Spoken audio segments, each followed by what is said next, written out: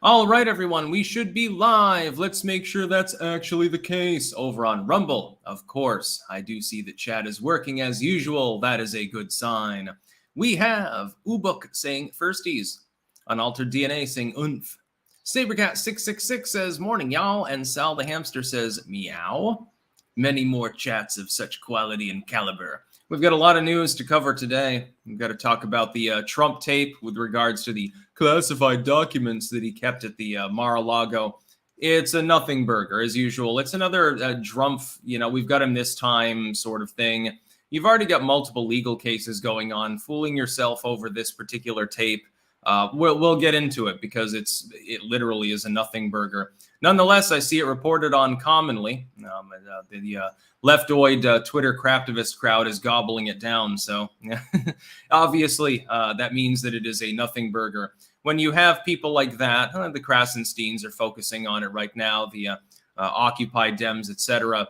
They have a pretty high failure rate when it comes to making predictions of a legal caliber with regards to Donald Trump. We have Project Veritas suing James O'Keefe right now.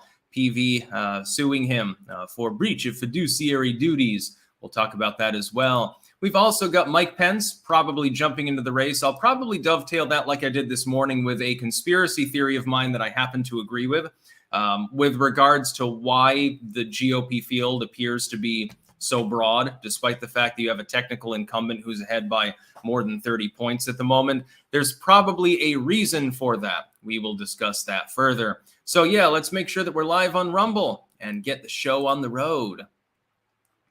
Let's see. Yes, we're live on Rumble. Dicky Dick over here. Find it funny. The other cat's outside, currently purr meowing. Yes, you can come up here. Don't worry, Dicky Dick has not replaced you. It's just sometimes you don't show up for your job. Anyway, we'll start right in with the news. Exclusive, Trump captured on tape talking about classified document he kept after leaving the White House. It has to do with Iran, by the way, actually. Federal prosecutors have obtained an audio recording of a summer 2021 meeting in which former President Donald Trump acknowledges he held onto a classified Pentagon document about a potential attack on Iran. Multiple sources told CNN, so it may or may not even be true. We're going to play devil's advocate and assume that it is, undercutting his argument that he declassified everything. The record indicates Trump understood he retained classified material after leaving the White House, according to multiple sources familiar with the investigation. That's up to interpretation. We shall dig further. On the recording, Trump's comments suggest he would like to share the information, but he's aware of limitations on his ability post-presidency to declassify records, two of the sources said. Again, that is effectively legally meaningless. Here's what I think has happened here. You have a presumptively selectively edited tape of Donald Trump discussing classified material, and the material is presumptively marked as classified. It might be one of a part of the batch of papers that were taken from the Mar-a-Lago during their early morning raid there some time ago. That does not mean it is not declassified. According to some legal experts, a president can effectively declassify something just by willing it to be declassified. They can do whatever they want. For others, they presume that there's some sort of process that you have to go through. That is not 100% legally clear which way you want to go. That would require a judiciary case beyond the actual case against Trump. So that's effectively meaningless. Let's assume, though, that he declassified or thought that he had declassified the material. That does not mean that he can't refer to it as classified because it still retains its classified header, and he presumes that it's sensitive information. If anything, one could construe this, depending on what the recording actually contains, and we don't have the recording. CNN, of course, are the ones that are going to tell you exactly what it's about. It could be that the document was declassified. However, the document was originally classified, so he's referring to it in that initial context and doesn't feel comfortable with revealing it. Effectively, you could consider this bragging, which would be key Trump. He's bragging to someone, we're not sure, about the fact that he has this document with regards to striking Iran. And hey, look, it's classified. Look at the header. Ain't that fucking great? I can do what I want. I'm Big Don. Even though it was declassified at the time, it could literally be braggadocio. Since we have no further context involved here, all we have is a recording of him claiming that it's classified. And by the way, I mean, he can claim whatever he wants. He could say that the classified document was top secret, even though it was declassed years ago. Maybe not even by Trump himself. It could have been declassified before he even got there. And we don't exactly know because we're not 100% sure what it is referring to. Nonetheless, this is front page news, and it's like a spy thriller, basically, when you think about it, the way that it's being presented. Here's Orange Man bad. Therefore, we must assume the worst with regards to the audio recording. But I'm not seeing any further evidence. There's no context given. I don't have any sources named. I don't know the actual substance of the statement that he made. I've just got it from CNN, basically, according to sources we won't name, that this recording even exists. It could be that it doesn't exist at all. We're just arguing devil's advocate, even presuming that fact. So it means, basically, it means absolutely nothing.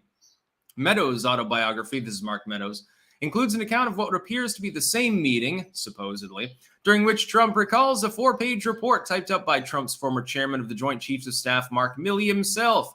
It contained the general's own plan to attack Iran, deploying massive numbers of troops, something he urged President Trump to do more than once during his presidency. Now, let's assume that that part is true. Okay, so this has to do with an imminent plan to physically invade Iran. The fact that Trump didn't do that is to his credit, not to his discredit, in my opinion. It sounds good to me if that's the fact. The document Trump references was not produced by Milley.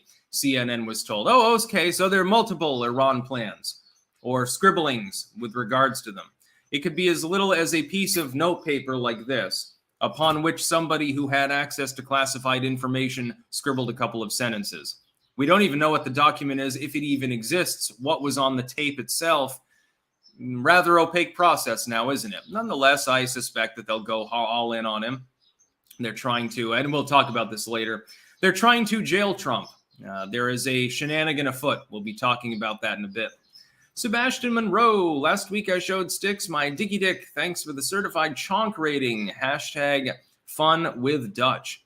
Yes, I saw your chonker cat. Looks a little bit like Yana, actually.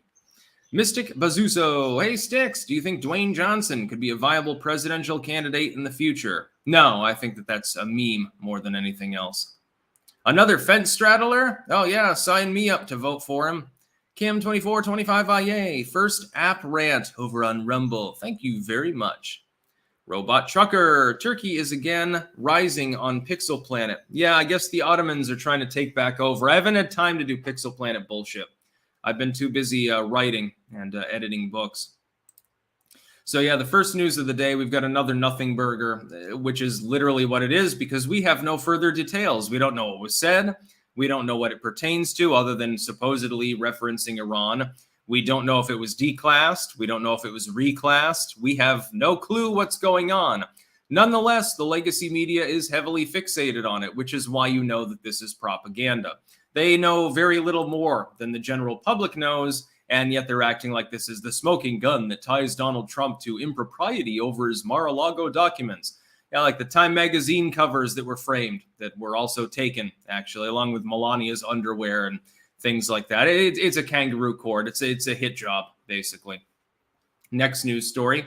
Project Veritas, this is from Luke Johnson, sues James O'Keefe. PV lays out the full story of James O'Keefe's breach of contract, trade secrets, fiduciary duty, and more. Project Veritas v. O'Keefe, 723 CV 04533, District Court, SD, New York. OMG! And they've got the links there. Also, by the way, you can follow along with everything that I'm talking about. Links are in the description if you want to read them for yourselves. I do strongly recommend that.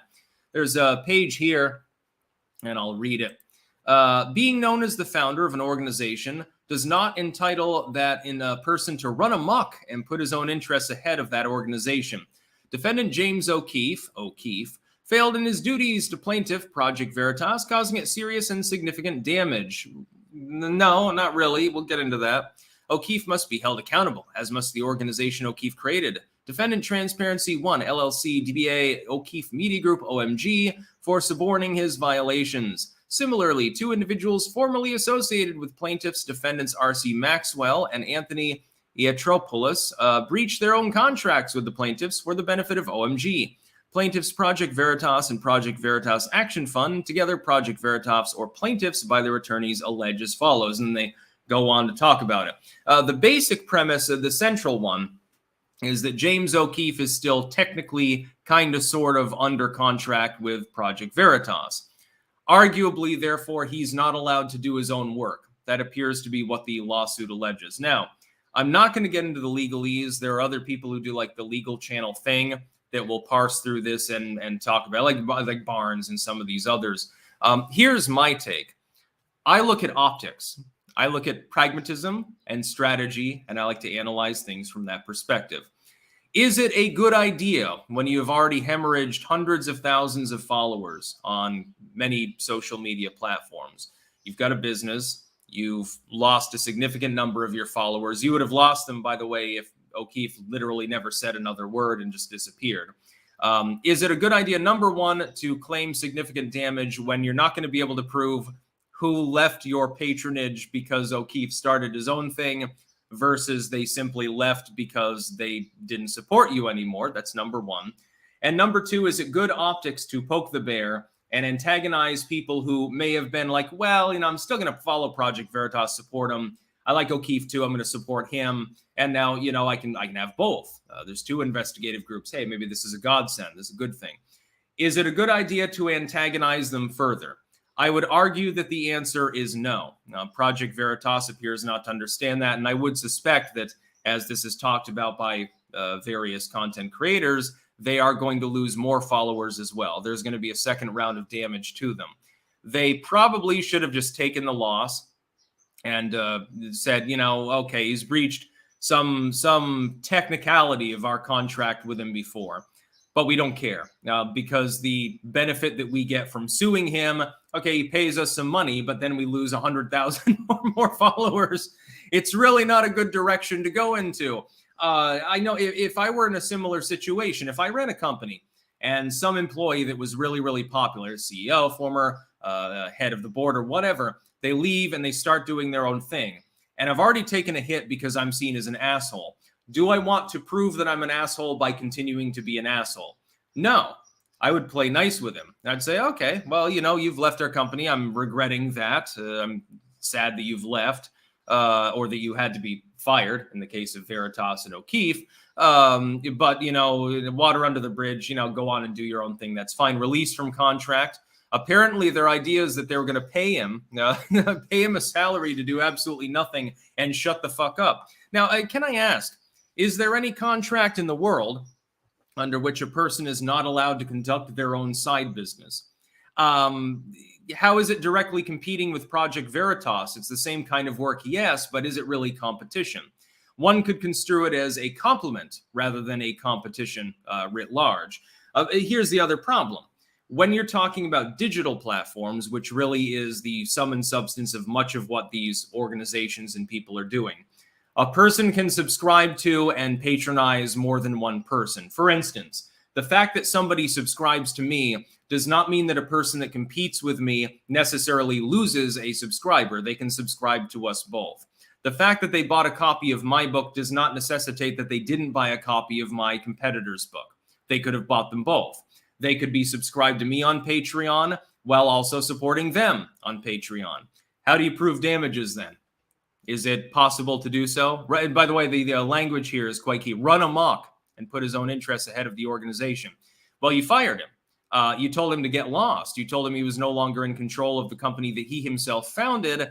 Him choosing to continue to do that work freelance is not running amok. It's him forming his own business venture because you're not allowing him to engage in business. I would say that this lawsuit may or may not even have any merit. It could go forth. I mean, clearly the powers that be don't like James O'Keefe, so they'll probably go after him for this. They'll probably find in Veritas' favor. But does that do any favors to Veritas? No. It alienates, again, tens, maybe hundreds of thousands of additional people that were on the fence, and they were saying, okay, well, I support both of you. I like James O'Keefe, and additionally, I like Project Veritas. They're going to be more compelled than before to choose a side, so to speak. I think that this is bullshit. I think it's unhelpful. It's exactly the sort of infighting that doesn't need to happen. And it smacks of egotism and grifting, really more than anything else. Unfortunately, because Project Veritas has done a good job for a very long time, you don't need James O'Keefe to continue doing that job, but now you're gunning for him. Why? I would ask what the fuck the point is. Are you afraid that he's going to outcompete you and make enough money to reabsorb you or something? Maybe so. The Defamation League. I know you are a fan of Tim Pool. I still am to a degree as well, but for reasons I am voting with my dollar, and this $10 is what would have been June's subscription fee for his site. Enjoy. Well, I mean, I enjoy the money, but yeah, I watch Tim Pool's videos. I have no problem with the dude. I will never turn down money, however, unless it's coming from some corporation that wants to put me under contract, like a Veritas project. Malcolm Palm, The Gun Rights Debate, excellent book, well done. Yes, indeed, I have written a new booklet. It will help you debate the concept of gun rights with anti-militia. Link in the description, cross-platform, and pinned at the top, of course, if you're watching this video on YouTube. Well, this live stream, of course. It's 48 pages long, parsed into 24 sections. I'm trying to organize strong and weak arguments for and against gun control / gun rights. It's a perspective that I haven't really seen in many materials analyzing the subject. A lot of them, they're either very dense and academic, so it's like, here's this constitutional precedent, here's this SCOTUS decision. I use that sometimes, but really it's more about pragmatic, hey, I am debating with this other person. What should I say? What should I maybe avoid? How can I restructure my argument? It's a debate guide, basically. That's why it's meant to be pithy, so that you can use it for your own means. So again, you should get a copy. And if you do, please do leave a rating. A rating is worth 5 sales on Amazon. It's already sold over 400 copies in its first 3 days of existence. I'm pretty proud of that, actually. Looks like it might outsell Orange Man Big, actually, and that was quite a decent sales total. Johnny Azul. Thoughts on Shifty Schiff being silent when people burn the American flag, but freaking out over the burning of a pride flag at a California school? That involved breaking and entering. That involved vandalism. I do not believe in aggravating charges based on a hate crime or anything like that. It's nonsense legally. It shouldn't exist. But you can't break into a school, into a tax-funded edifice, grab the pride flag, the U.S. flag, the BLM flag, the Nazi flag, or whatever else happens to be sitting there, and then burn it in the courtyard. That is also already a crime. I don't believe in aggravating the charges. It should still be a misdemeanor. But you did commit a crime. It's not your flag. You have no specific right to burn it. So, yeah, it'd be the same with the U.S. flag, only without the aggravation of charges, which is why it's nonsensical. AP1S2K, Shekels from Oregon Hell. Much love, weirdo. Thank you. King of Biltong. Good morning from Antons in Roanoke, Texas. Hashtag Clank Nation. Yes, King of Biltong, Anton. He can sell you biltong and other biltong accessories. They are rumored to be good, according to the reviews that I've gotten from people who have reached out and bought some. I will be eating some in the future. Probably more than is healthy. Aaron Nelson, by them doing this, it shows the world that U.S. does have invasion plans for Iran. Yeah, that's the other point that people are overlooking. They just did what they accused Trump of again, telling the world of this classified doc. Brian88, GOPE is running the splitter strategy. Have as many candidates as possible, split up the primary vote, then have all but one drop out and the rest endorse the chosen loser. Same strat as 2016. No, that's not what they're doing, actually. I will get into the next news story with Mike Pence. I have a feeling it's far more malevolent than that. It's far worse. Doubt Shadow. Shout out to Phil Bowman of South Buffalo, seeking a less gay path to the prostate via the mouth. He calls it the Northwest Ass Age. He's Henry Butson. Jesus. Dagnabbit32. Sticks, I want to be optimistic, but did the globalists win? Seems like after the news lately, that seems to be the case.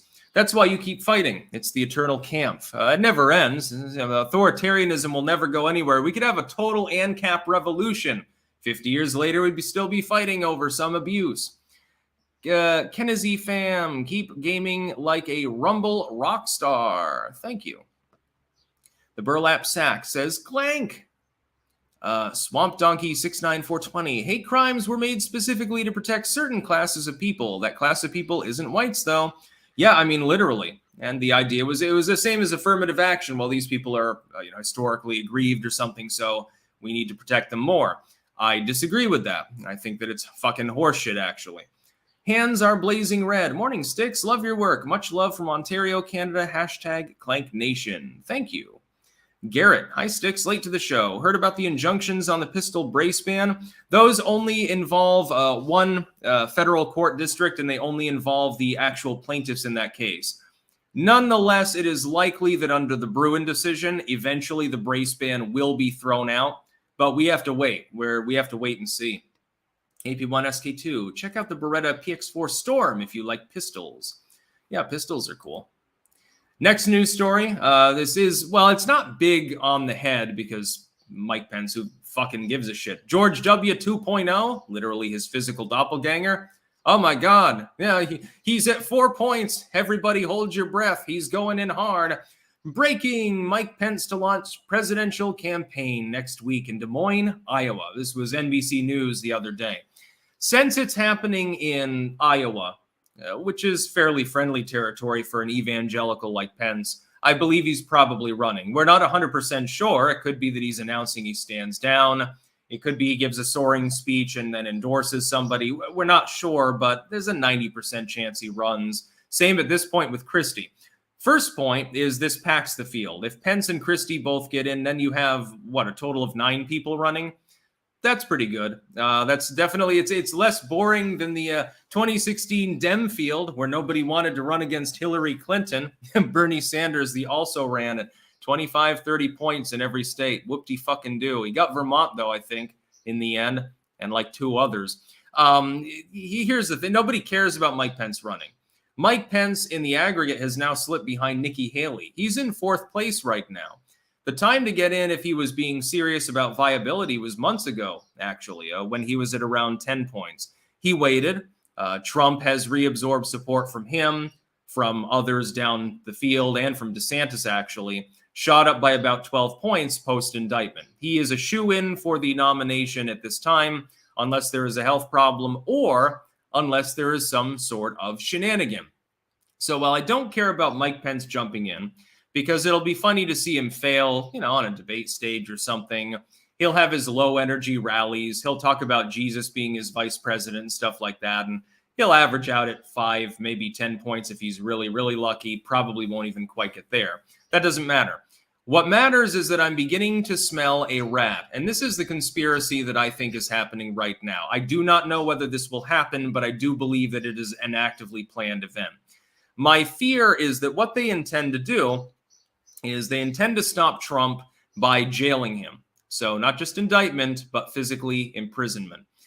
And then the unipartyist GOP, which are partially concerned he can't win, partially, and post being jailed, they would get even more afraid.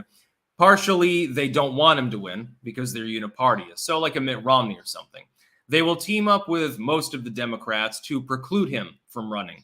There will be a going through the motions by some Democrats opposing the idea because they'll be like, oh, wait, well, if Donald Trump can't win, we can't vote for this. We want him to be the nominee. They will poison the well by trying to convince Republicans that they're in on it in reverse. It's reverse psychology. What I speculate might be the case is that they intend to pack the field because all of these people, other than a couple of also-rans that aren't viable like Ramaswamy, are controlled opposition. Knock Trump out of the way by putting him in a jail cell, muzzling him, silencing him, or just drag him off the campaign field and put him into endless 5-day-a-week court battles so he has to fly from Georgia to New York to wherever the fuck else on a near daily basis. Keep him off the campaign trail, muzzle him legally, and then the the fix is in, effectively.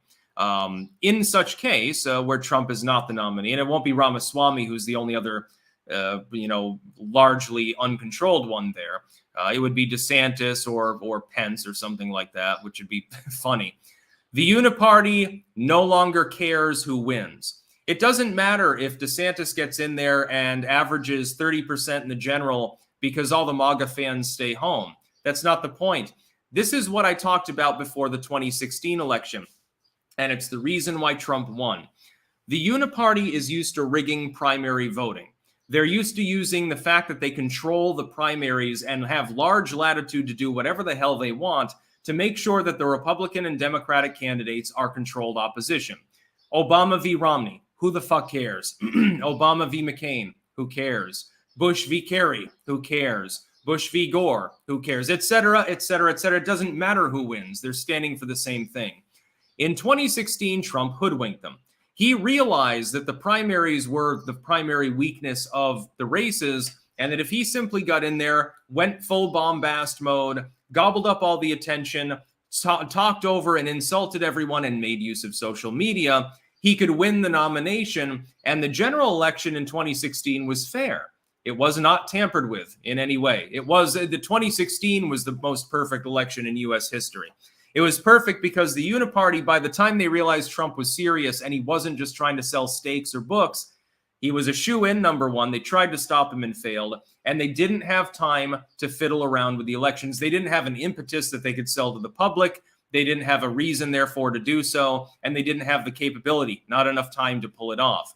Hong Kong, other elections have not been so fortunate. Unfortunately, while some states have defortified, and there is an effort to match the Democrats' excesses with certainly Trump's team ballot harvesting and so forth, because they are not 100% sure that they can defeat Trump in a fair general election, because they don't have enough states anymore necessarily to block him.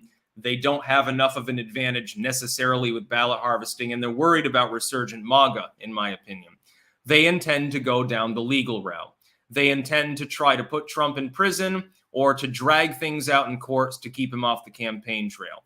That is what they do intend to do. Now, will it happen? I can't say for sure, but I know their intent. Their actions are quite clear. The fact that the field is being packed is partially because some of these people genuinely think Trump will be gone. He'll be in a jail cell. He'll be unviable. He'll be disqualified, and Congress may actually do that, as I've warned.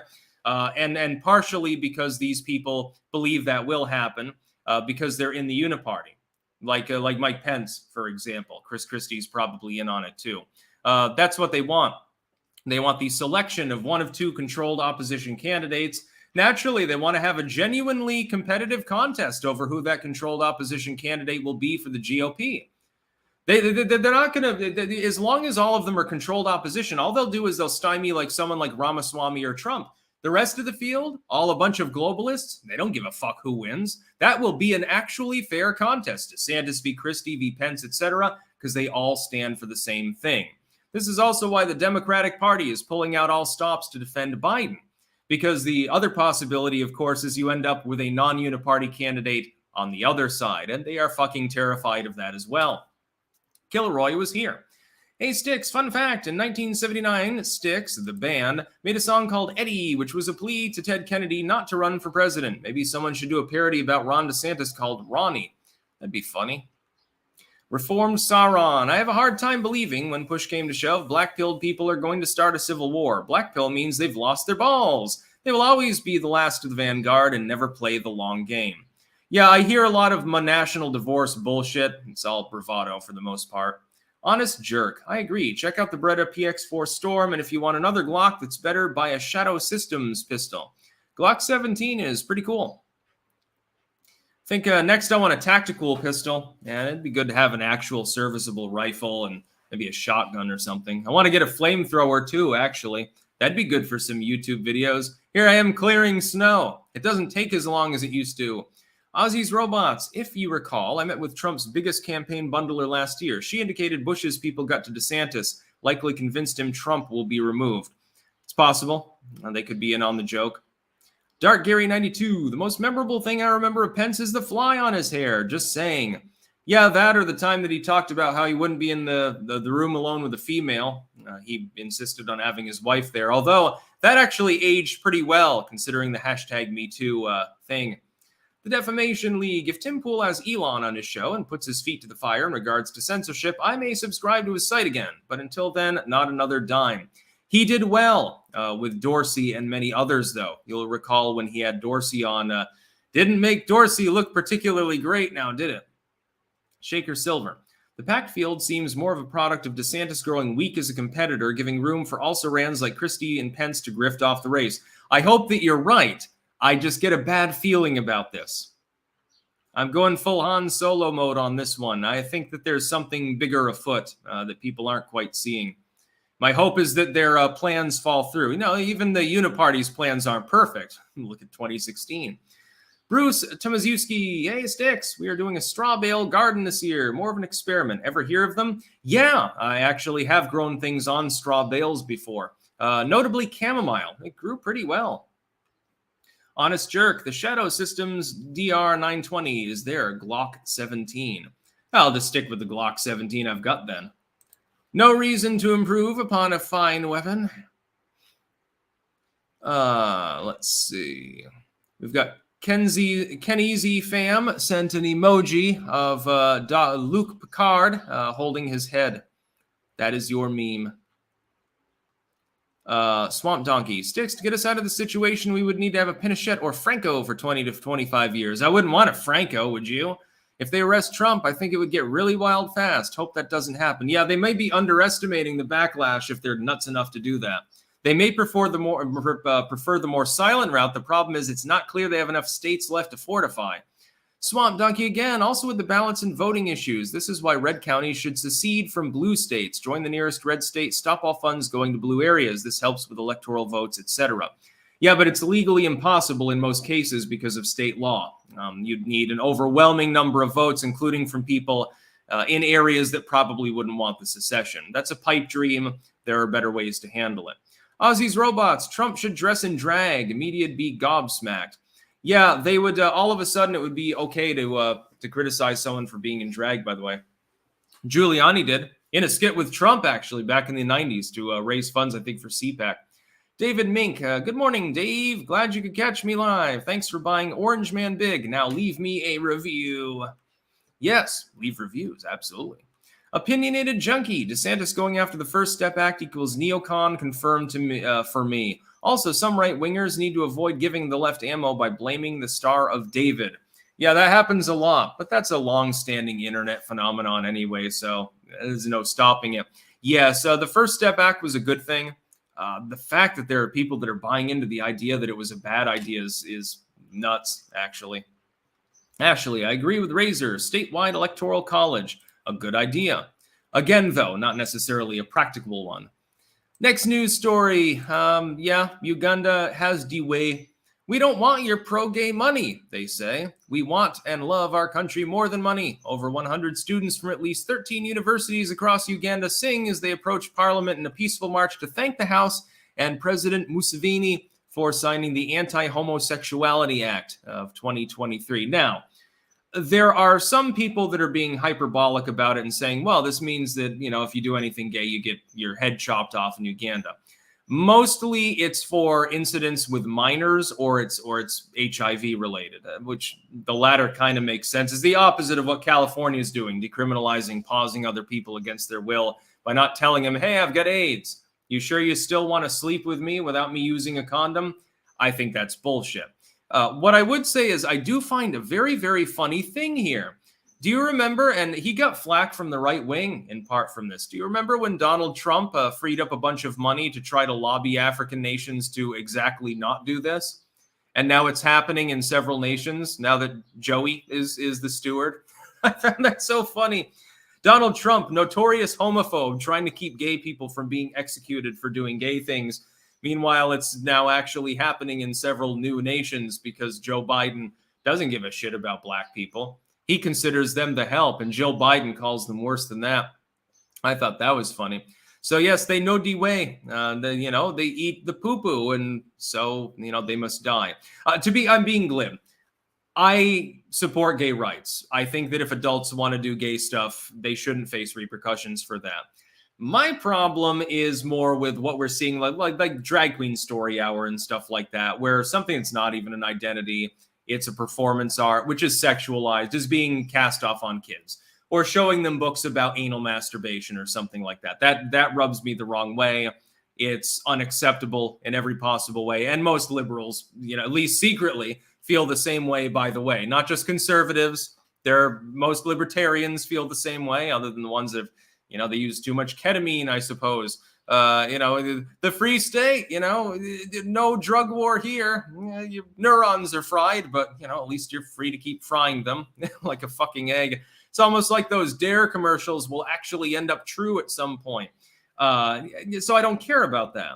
The law really only applies in the sense of the death penalty or capital punishment or corporal punishment in general to people who have raped somebody, given them AIDS, or they're doing something with kids. That's perfectly fine. They should probably extend that to straight sexual situations too. Why not lop the heads off of people who rape and they're straight, or gave someone AIDS and they're straight, or they molested a kid and they're straight? If you're going to have the death penalty, even Stevens, it'll take care of the surplus population, as Ebenezer would say. I would have no problem with that because it's a foreign country, and I don't believe in sanctioning them as Biden is suggesting maybe doing because they've passed this law. I question maybe how effective it will be and how much it's just political hype by the ruling party there. But that being said, I do find it a little bit funny that, this wasn't happening under supposedly homophobic Donald, who freed up money, I think about $50 million to lobby some of these countries. And then all of a sudden, Joe Biden takes over. And much like with Ukraine exploding into war the second that Donald Trump leaves, or Afghanistan collapsing the second that he's no longer the one heading the negotiations, now Uganda is planning to, at least on paper, execute some homosexuals. And that's very interesting.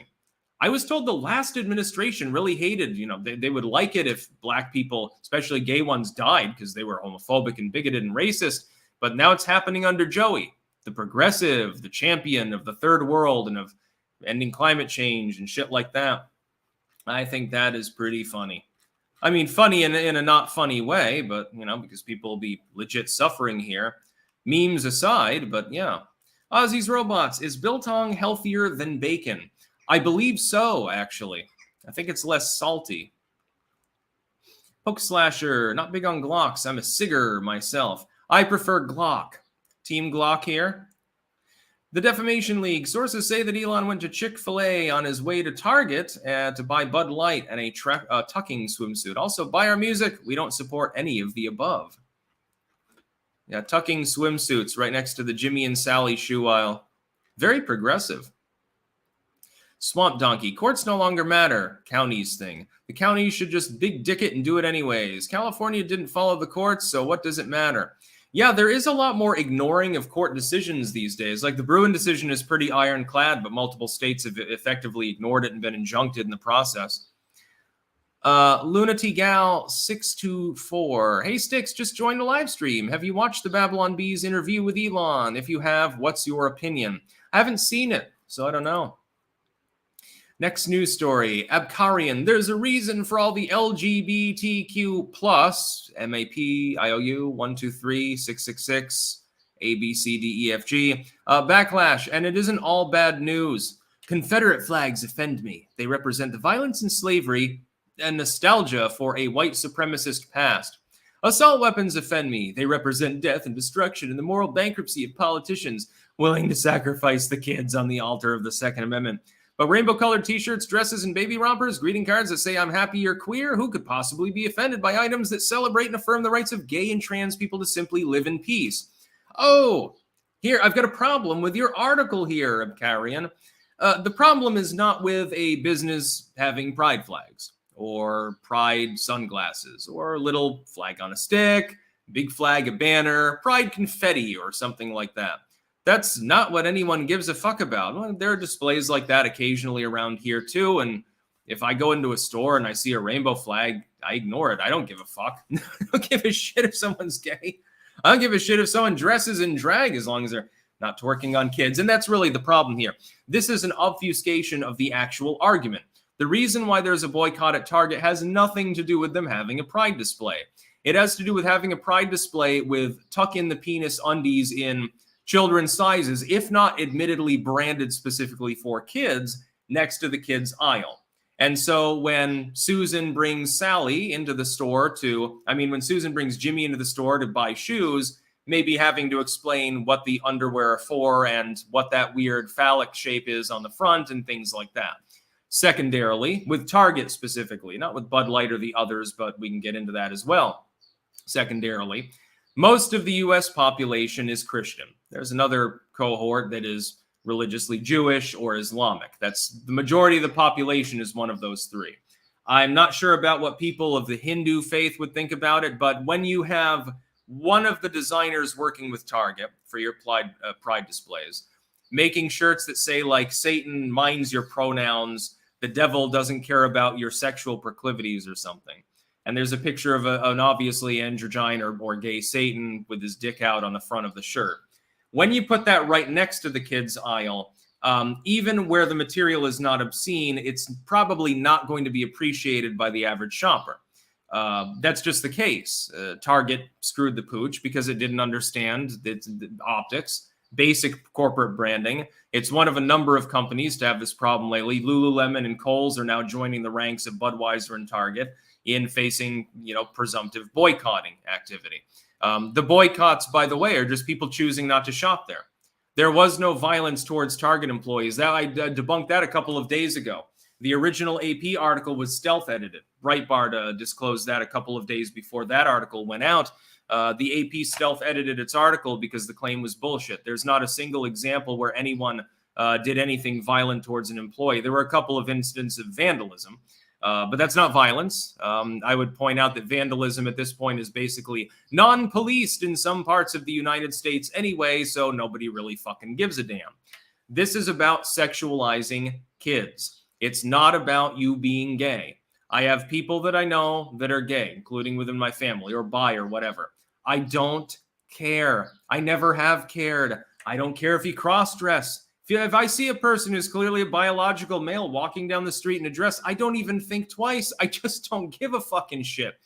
But if they lift up the dress and they're flashing their ball sack at a 10-year-old, then I care. It's as simple as that. That's why the boycotts are happening. These ass-covering articles that I see from the legacy media are so massively disingenuous at this point that I just have to laugh at them because they are deliberately leaving out the central premise of why the boycotts happen.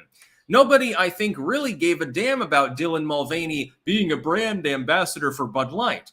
What they did was they laughed about that fact, and many people stopped buying Bud Light because they didn't understand their core consumer base. Oh, you mean that the person who wears the MAGA hat and does have the Confederate flag may not want to associate with a brand that's associated with the adult baby fetish TikToker, which is the side of it that is a little bit weird, I guess, dressing all in pink and talking about diapers and baby beds, and that's a little bit creepy. As far as being trans or gay or what, I don't give a fuck. People looked askance to it. In Budweiser's case, it was a series of shitty reactions. In Target's case, it's sexualizing kids.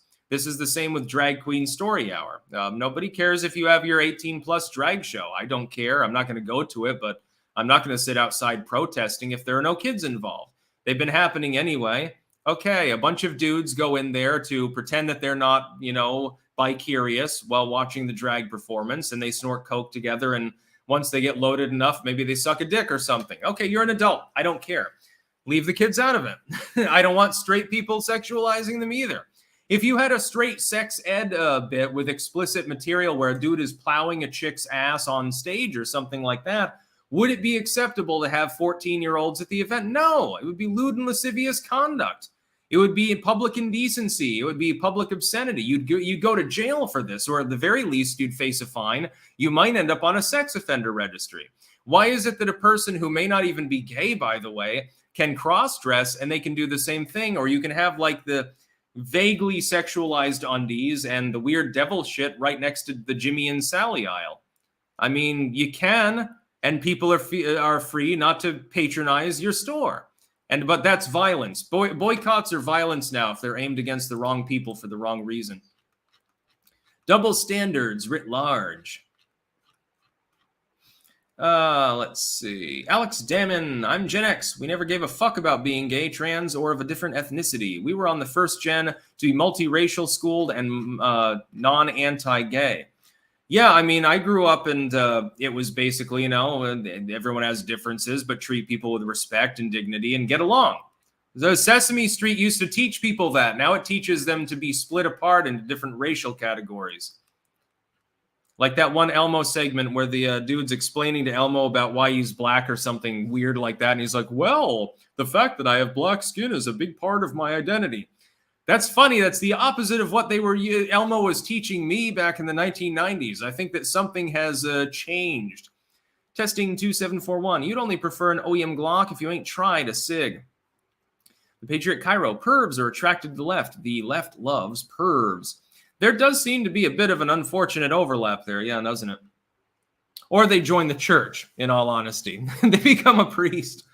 King of Biltong. Not sure what the nutritional comparison between biltong and bacon would say, but biltong is air-dried and never raised in temperature, so it's a natural way of curing meat.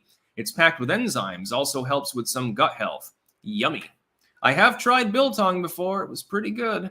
Ramon CGTC. Why do the alphabet people want to troons the kids? I didn't know if I could say that. I think I can. They don't want that. They just want a perv on him. They want grown-ass men to be able to be sexual around, 5-year-olds and stuff like that and get away with it. The Defamation League. Fact, if you bring Jimmy into Target, he'll come out as Sally. Fact, if you listen to our song Tovo, you'll be inoculated against wokeness. Experts agree. I cannot confirm or deny this for medical disinfo reasons. Ozzy's Robots. Disney had a dude, employee, in full princess drag with makeup and mustache letting little girls into the princess gown shop. Takes you out of the illusion. That I don't care about because it's not sexualized. Okay, the person at the front end is male, but dressed as the fairy godmother. I didn't see him whipping out his dick. I didn't see him perving on any kids. That does not bother me. I'm not going to pretend to be bothered by it either. It's weird. It's like, did you run out of females to potentially hire for a position that is canonically female one? No? Okay, well, that's weird, but, he's not raping anyone or twerking, so. I pick my battles according to logic and reason. Johnny Azul. UK cops finally dragging the Just Stop Oil morons from sitting in busy roadways. Should the batons have come out instead? I do believe it should be illegal to block traffic, unless it's the tractor protests here in the Netherlands, because they're just fucking funny. By the way, they don't usually stop. They just slow down traffic because tractors don't go as fast. A little bit different from actually blocking the intersection, preventing the ambulance from moving through, although it could be unhelpful. Here, the roadways are a little bit different, though. That ambulance usually has plenty of latitude to go around. Next news story. The Biden family is under the protection of the nation's top lawmen. This is a reiteration of the FBI covering for Biden. Long story short, and I will keep it short, please send no more super chats because it's getting up towards 50 minutes and I still have the last news story to go through here. I'm going to be making soup tonight. It's going to be fucking great, by the way. I'll try to take a picture if it looks halfway decent. I don't have the best photographic skills in the world. Here's the skinny on what's happening with the FBI and the Bidens. Joe Biden did dirty business dealings. We already know this. We have evidence of it. We've got pictures of him meeting with people that he claimed not to meet, et cetera, et cetera, et cetera. We don't need to prove that. There is a specific document, though, that the FBI has, and we know that it's in existence because they've remarked upon it, that they will not show Congress. They will not release the document despite being under subpoena. They have made a negotiation with the House Republicans to say, well, we'll let a couple of you see it, but we can't release it. We're giving you unprecedented access to this material, despite the fact, again, it's not even classified. They're under subpoena. Technically speaking, they have no legal right to withhold the document. Technically speaking, Congress can subpoena anything that's not classified. At a whim, they have to divulge it. Chris Wray is meeting with them, well, basically right now, actually. Whether they actually decide to haul him in and hold him in contempt and or attempt to impeach him remains to be seen. The latter, by the way, would fail because, of course, impeachment requires further voting to actually remove you from your post. The FBI is covering for Biden. Mainly what they're doing is slow walking it. They're just trying to stave off the damage. I wouldn't be surprised if they say, well, sorry, we were going to give the document to you, but it disappeared. Yeah, we had to, because of recent legislation, we had to reclassify a bunch of things. We had to shuffle paperwork around. The janitor lost it. He wiped his ass with the paper. It's illegible. We're really sorry about that, by the way. I wouldn't really be surprised if something like that, non-hyperbolically, would happen. That being said, we know that Joe Biden broke the law. That's beyond question at this point. In multiple ways, this is just one of them. We know that the deep state is covering for him. He's being held aside as the Dem candidate because he's a unipartyist. Now they just have to try to make sure the GOP candidate is also a unipartyist, and they'll sit back. They won't do anything. Oh, if the Republican that wins nomination isn't Donald Trump, they're not going to honk anything. There's not going to be any ballot weirdness or anything like that. They don't give a shit who wins at that point because they get their way either way. They win or they win. That's what they're afraid of. They're afraid Trump's going to come back and break their toys again.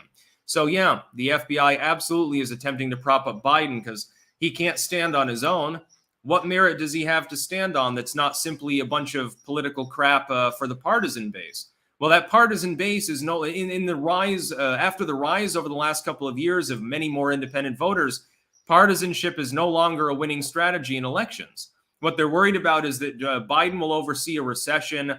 He'll be in the upper 30s or something, and Trump won't be in a jail cell and will still be, not 6 feet under, and he can't lose. There's no way that they can honk him out of that office, and then they have to fucking deal with him again. Their last scenario, by the way, is JFKing him. Their last ditch resort will be to attempt that if he gets into office. If he's elected, you can look for them. Donald should really replace the Secret Service with as many private security or U.S. Marines or something that are loyal to him as possible, because they will attempt that. It wouldn't surprise me in any way, shape, or form. These are all various predictive warnings in hopes that they don't actually happen at all. And then the final news story, the rise of Latino white supremacy. Now you may laugh, haha, Hispanics can't be white supremacists. How can they? They're not white. I actually side with the concept. And that's because I've spent time among people largely of Mexican descent, as well as some Argentinians and shit. There are a lot of people that are Hispanic that are white. Now, for example, 2 Germans moved to Mexico. They have a child. The child is raised on chorizo and tamales and understands fluent Spanish and speaks with a local accent. In part, of course, their parents would impart some of the German accent to them as well. But generally speaking, they're a Hispanic. They speak a Hispanic language. They were born in a Hispanic country. They are eating tamales every day. They're not German. Maybe they've never even physically been to Germany. It is perfectly possible for them to be a white supremacist. I've met some. I've met Mexicans that were Nazis, and I don't mean the half-ass skinhead meth fuckers from the United States. I mean actual National Socialists, like having meetings in jackboots and with swastikas and stuff like that, as in watching Triumph of the Will and crying because they idolize Hitler. They do exist. That's because Nazism as a political ideology even goes beyond race. In the sense of Hitler and the Nazi Party in Germany, it was a racial or subracial, an ethnic thing. But it goes beyond that. Look at the Azov Battalion. Ukrainians have nothing to do with Germany in the civic or national sense. They don't speak a Germanic language, and yet there are Nazis there. They do exist. There are plenty of Hispanic Nazis. In fact, if I had to guess, I would say the 2 groups in the world that are most likely to have National Socialist tendencies and use that iconography are people that are Hispanic or people that are from East Asia. So like Japan, Korea, places, or India to an extent as well. I mean, you have Hitler ice cream down in India. Nobody has a problem with that. Was it Thailand or Singapore or Indonesia, one of these countries? They had a Hitler, like a Nazi-style cafe with SS decoration and uniforms and the whole 9 yards, and you can go in there and get your food. This is like a restaurant. You never see that in the United States. If that were ever to happen, the local government would shut it down. They would use some sort of zoning irregularity to shut you down, or people would break into your business, burn it to the ground, or there'd be so many protesters nobody could get in to get the food. You would be destroyed, effectively. This doesn't always, it's funny because actually the part of the world that supposedly is overrun with Nazis has the fewest Nazis, at least openly, in the declaratory sense. You want to see Nazis? Go to Mexico, go to Japan or something like that. Yes, there are probably millions of Nazis in India. There are also real commies in these countries too. You think that the dregs of society, the cringe fringers living in mommy's basement and or with their 5 roommates and eating at Starbucks, that they're real communists? They pledge loyalty to it. They would love real communism the second that they ended up in the gulag. There are actual Maoists and Stalinists and so forth in the world. Most of them come from, again, India has terrorist incursions by commies on a regular basis. But yeah, there are Latino white supremacists because there are white Latinos. I just wanted to point that out, that the left isn't wrong when they say that. The only funny part is that they decried the use of the term white Hispanic up until exactly the time that George Zimmerman was on trial for killing Trayvon Martin. That was the first time I have ever heard the left embrace the term white supremacist Hispanic or racist Latino. Up until then, it was ironclad that that was a physical impossibility, but that was a long time ago. They've gotten used to the difference now. So yeah, anyway, before I go off, again, there is a link in the description cross-platform, as well as pinned to the top on chat on YouTube. Please do get a copy of my newest work, How to Debate Gun Rights and Win. It will train you against the anti-gunners that are out there. I think that the points are good. I structured it to be pithy, to the point. I avoided all the dense, deeply academic language, tried to simplify things a little bit, and give some examples of strong and weak arguments for and against gun control so that you can counter people who are spouting off, in some cases, quite literally fucking horseshit. Yeah, and if you get a copy, please leave a rating if you have the time to do so, because it's extremely valuable to people like me that write books. Amazon's algorithm is still old school. It does matter how many ratings you get and how good they are. So when I see that Orange Man Big, for example, has more than 140 of them, I chuckle. It is very, very difficult to get more than, 20 or 30 ratings on a book at this point with a flooded market. Anyway, I'm going to go offline. Thank you to all the 5,000 people roughly that tuned in live. I will go live tomorrow as well, and then it's TGIF mode. I don't go live on the weekends because everyone's going to have a few hours a week that they don't work. And in my case, it literally is a few hours. So I enjoy the live streams, but, sometimes you want to eat, maybe go to the bathroom. Sometimes I even have to take a shower. I know you wouldn't know it to look at me, but they are actually important once in a while. That's about all. Peace out.